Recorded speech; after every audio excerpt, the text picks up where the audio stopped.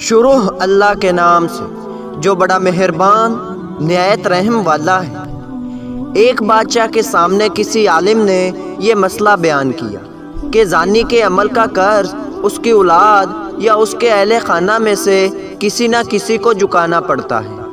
اس بادشاہ نے سوچا کہ میں اس کا تجربہ کرتا ہوں۔ اس کی بیٹی حسن و جمال میں بے مثال تھی۔ اس نے شہزادی کو بلا کر کہا کہ عام سادہ کپڑے پہن کر اکیلی بازار میں جاؤ، اپنے چہرے کو کھلا رکھو اور لوگ تمہارے ساتھ جو معاملہ کریں وہ ہو بہو مجھے بتاؤ۔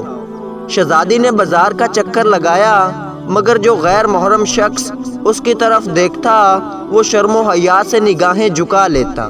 کسی مرد نے اس شہزادی کے حسن و جمال کی طرف دھیان ہی نہیں دیا۔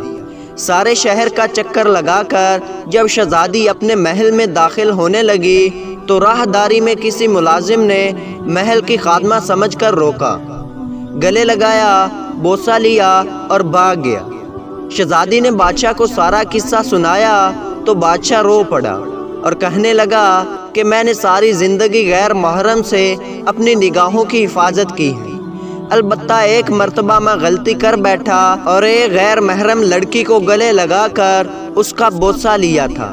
میرے ساتھ بھی وہی کچھ ہوا جو میں نے اپنے ہاتھوں سے کیا تھا۔ سچ ہے کہ زنا ایک احساس والا عمل ہے جس کا بدلہ ادا ہو کر رہتا ہے۔ ہمیں اس واقعے سے عبرت حاصل کرنا چاہیے، ایسا نہ ہو کہ ہماری کوتاہیوں کا بدلہ ہماری اولادیں چکاتی پھریں۔